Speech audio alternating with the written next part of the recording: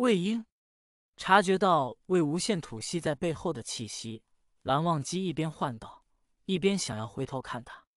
魏无羡按住他，喝道：“别动！喂，别动！别说话！”魏无羡现在简直想骂街。他定了定神，收敛起表情，在身上找寻起来。你在做什么？找东西，找到了。魏无羡拎着一个小巧的香囊，起身走到蓝忘机面前，将里面的东西倒出来。这个是在进入玄武洞之前跟一个姑娘讨要的。那姑娘名叫绵绵，正是魏无羡今日从亡灵礁的烙印下救出的人。蓝忘机看着香囊，脸色一变。正在低头归类药草的魏无羡忽然嘴角微勾，发出一声轻笑，道：“这小姑娘的香囊里可真是有不少好药材，你看看哪些能用？你背后淤血严重，淤青也重，看你还能动，应该没伤到骨头吧？”还好。他冷声道：“那就好，先将就一下，用这药草敷上。”魏无羡抬手在他的衣摆处扯下一片干净的，三两下撕成条状，绕到蓝忘机背后，小心地把草药敷在淤血处，用布条缠绕上去。蓝忘机始终低着头，看着魏无羡那双手不断从自己的背后绕过胸前，耳朵泛着微红。不行。什么？他侧眸问。不够长，还差点。魏无羡想也没想，直接把蓝忘机的墨额扯下，借用一下。魏婴，蓝忘机这下是真的惊了，但他根本来不及阻止，魏无羡已经把墨额的这端与布条接上，摆正他的身子继续缠。知道知道，别那么小气嘛，这是为了你好，现在还纠结什么？好了。魏无羡满意的替蓝忘机拉上衣衫，这才坐回他对面。怎么样，好点没？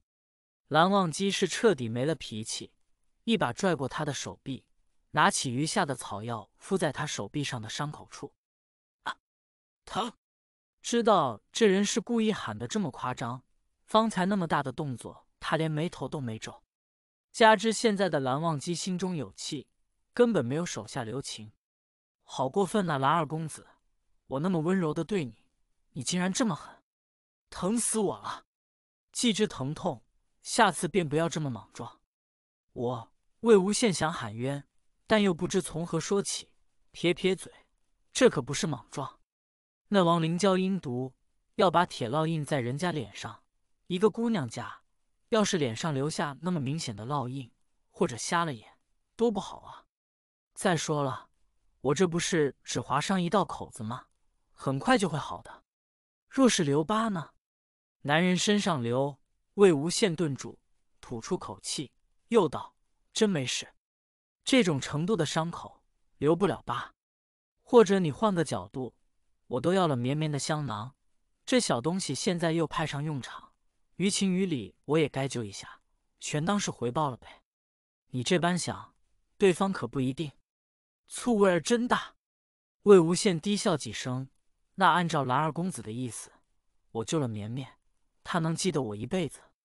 我被蓝二公子救了，我也会记你一辈子喽。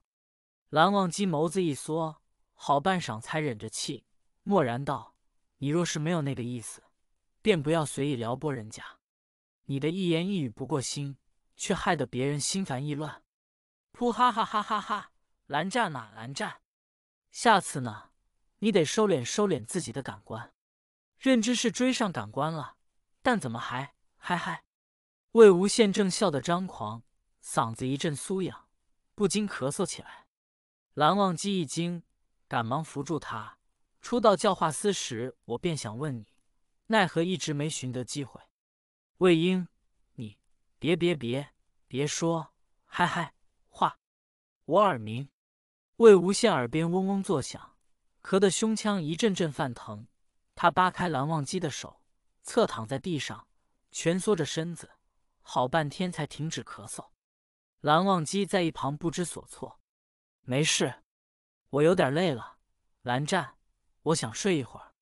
他半眯着眼说道。好。魏无羡踩着湿泥，一边摸索，一边把能想起来的骂词都在内心说了一个遍，一边忍着臭味，一边忍着玄武的呼噜声。魏无羡简直被折磨得不行。随着往里深入，湿泥已经漫到他的腰部。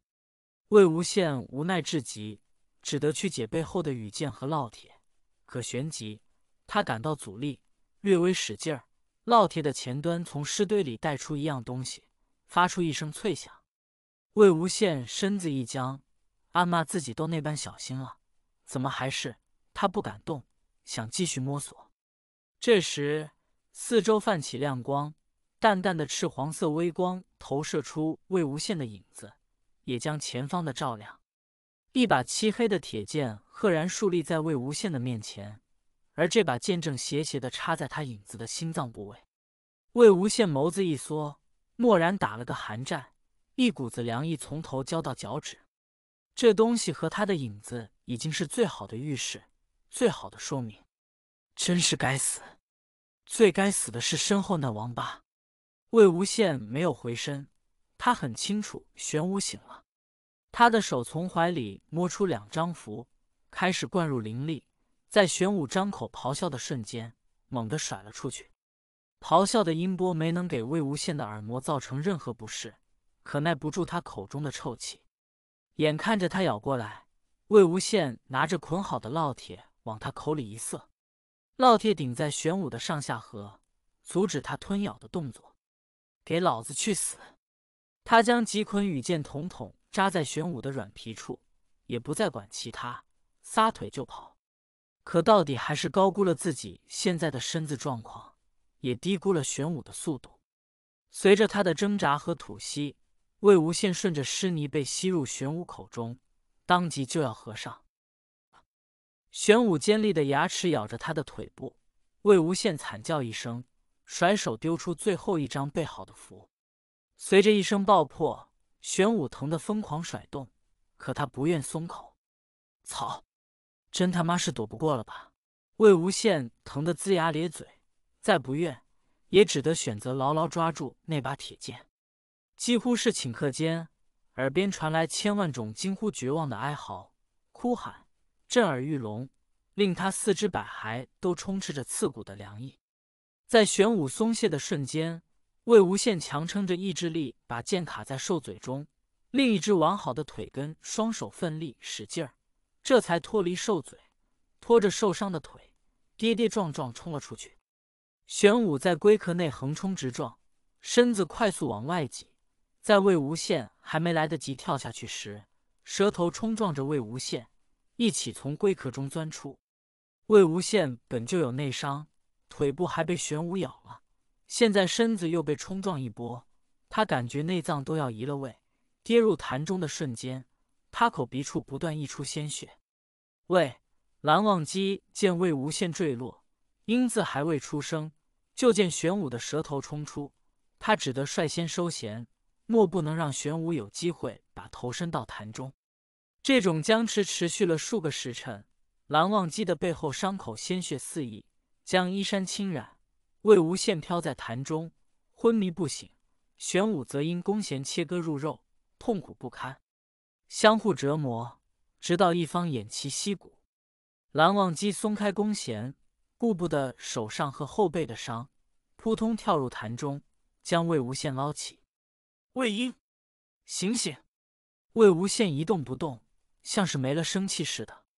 蓝忘机颤着手去探他的鼻息，发现还有微弱气息，赶忙将人带上岸，咬牙抱着他回到山洞内。经过他的仔细探查，魏无羡除了腿部被咬伤外，又因在满是污水的潭中浸泡数个时辰，2处伤口已有些发炎，只得不断给他输送灵力。他自己的灵力耗得差不多时，魏无羡才悠悠转醒。